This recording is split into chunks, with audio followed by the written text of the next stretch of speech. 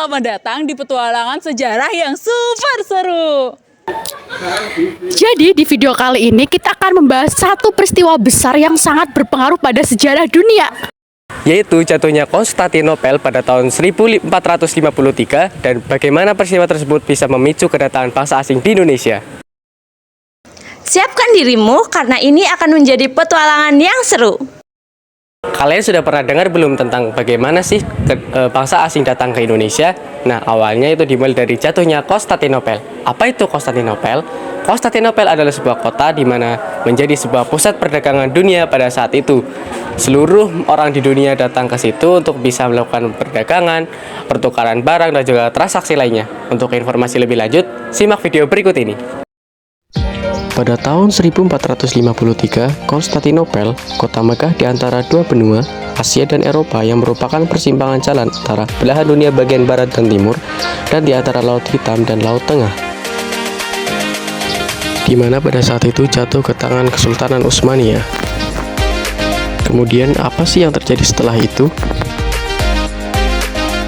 Jatuhnya Konstantinopel memblokir rute perdagangan darat yang selama ini digunakan bangsa Eropa untuk mendapatkan barang-barang berharga dari Asia. Salah satunya yaitu rempah-rempah. Rute yang biasanya mereka tempuh melalui Asia Tengah dan Timur Tengah kini dikuasai oleh Kesultanan Utsmaniyah. Itu membuat bangsa Eropa harus mencari alternatif jalur perdagangan yang baru. Bangsa Eropa tidak bisa lagi menggunakan jalur darat, jadi mereka mulai beralih ke jalur laut. Dari sinilah dimulai eksplorasi besar-besaran oleh bangsa Eropa, termasuk pencarian jalur laut yang akhirnya membawa mereka ke Nusantara, tempat kita tinggal. Jatuhnya Konstantinopel memicu perubahan dramatis dalam jalur perdagangan Eropa dengan Asia. Negara-negara Eropa beralih dari rute darat yang terhambat oleh kekuatan Ottoman menuju eksplorasi laut yang membuka akses baru ke pasar Asia. Vasco da Gama berhasil menemukan jalur laut ke India pada tahun 1498 dengan memutari Tanjung Harapan. Penemuan ini membuka rute perdagangan baru yang memungkinkan Eropa mengimpor rempah-rempah langsung dari Asia tanpa melalui perantara Ottoman. Rute ini menjadi sangat signifikan bagi perdagangan rempah-rempah termasuk lada dan kayu manis dari Indonesia.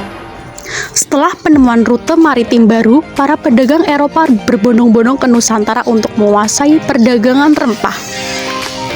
Hal ini memicu persaingan antara kerajaan-kerajaan Eropa seperti Portugis dan Spanyol untuk mendapatkan monopoli atas perdagangan rempah.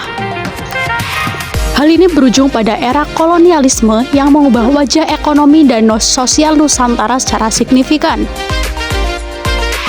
Pedagang Eropa pun berusaha mengendalikan seluruh rantai pasokan rempah dari produksi hingga distribusi. Perdagangan rempah menarik perhatian banyak pihak, termasuk kerajaan lokal yang berusaha mendapatkan keuntungan dari perdagangan ini. Hal ini menyebabkan perubahan dalam struktur ekonomi lokal, di mana masyarakat mulai berorientasi pada produksi rempah untuk memenuhi permintaan pasar internasional.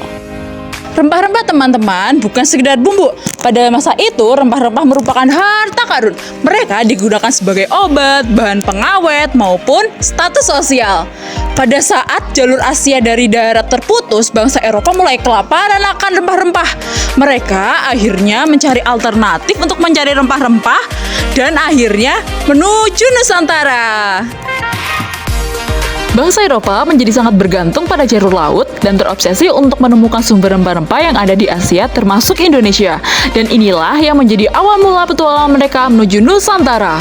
Eropa mulai berdatangan ke wilayah Nusantara untuk mengamankan pasokan rempah-rempah langsung dari sumbernya tanpa harus melalui perantara pedagang Timur Tengah atau Ottoman. Portugis menjadi bangsa pertama yang tiba di Maluku pada tahun 1512 setelah menemukan jalur laut ke Asia. Tujuan kedatangan Portugis di Nusantara adalah untuk memonopoli perdagangan cengkih dan pala dan untuk mendapatkan pasokan rempah-rempah langsung dari sumbernya. Mereka mendirikan benteng di Ternate dan Tidore, dua pusat produksi rempah-rempah utama di Maluku, dan menjalin hubungan dagang dengan penguasa lokal. Sebelum kedatangan bangsa Eropa, perdagangan rempah-rempah di Nusantara sudah berkembang melalui jaringan perdagangan yang melibatkan pedagang dari India, Cina, Arab, dan Asia Tenggara lainnya. Namun, pada awal abad ke-17, VOC berhasil mengusir Portugis dan memonopoli perdagangan rempah-rempah di Nusantara. Monopoli yang diterapkan oleh bangsa Portugis dan kemudian VOC menyebabkan perubahan besar dalam struktur ekonomi Nusantara. Para pedagang lokal yang sebelumnya memiliki kebebasan untuk menjual rempah-rempah mereka ke berbagai pasar menjadi harus tunduk pada aturan-aturan yang ditetapkan oleh kekuatan kolonial. Kedatangan bangsa asing ke Indonesia dan penguasaan perdagangan rempah-rempah turut mengubah peta perdagangan dunia. Rempah-rempah dari Indonesia menjadi salah satu komoditas paling bernilai di pasar global, dan pelabuhan-pelabuhan di Indonesia menjadi bagian penting dari jalur perdagangan global yang menghubungkan Eropa, Asia, dan Afrika. Teman-teman, jadi pada awalnya itu bangsa asing datang ke Indonesia hanya untuk berdagang saja loh, tapi mereka itu bertemu sama raja-raja dan para pedagang lokal.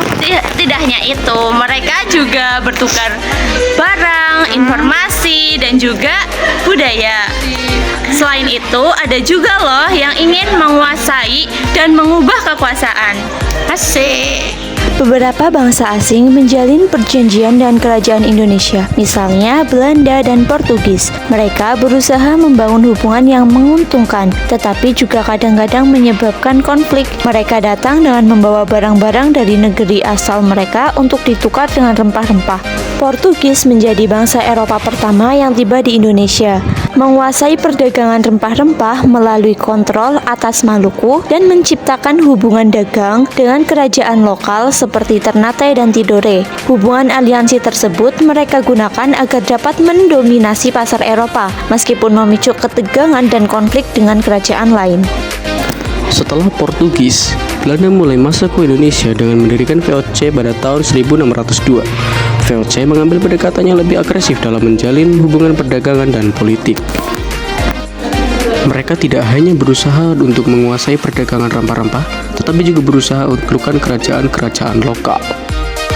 Belanda menggunakan strategi diplomasi dan militer seperti perjanjian dan penguasaan kekuatan militer untuk memperkuat posisi mereka. Memperkuat pengaruh mereka, bangsa-bangsa kolonial seringkali memaksakan perjanjian tidak setara kepada kerajaan-kerajaan di Nusantara. Seiring berjalannya waktu, hubungan perdagangan berubah menjadi hubungan politik. Bangsa-bangsa kolonial mulai melakukan penjajahan terhadap wilayah-wilayah di Nusantara. Mereka membentuk pemerintahan kolonial, mengeksploitasi sumber daya alam, dan memaksakan budaya mereka kepada penduduk-penduduk asing.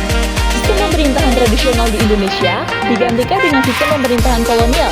Hal ini menyebabkan hilangnya kemerdekaan dan otonomi bagi kerajaan-kerajaan di Nusantara.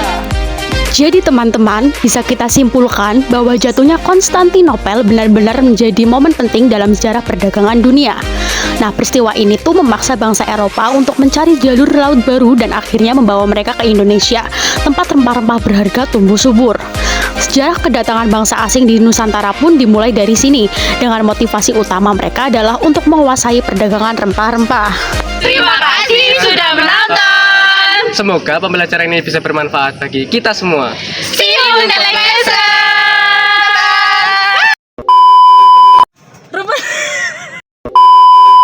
Ini menyenangkan. See you in the next lesson. Selamat menonton para. Iya. Semoga Sama-sama.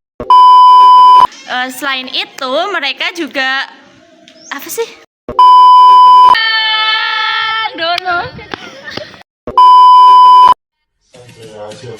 Sama teman yang rumah, sama pacar, maunya digaya. Anda ingin sukses? Anda ingin maju? Anda ingin berhasil? Ya, jangan menyerah. Tekun, giat, semangat. Seperti saya ini, nih hasilnya. Kelapa. Anda ingin berusaha? Ayo dong.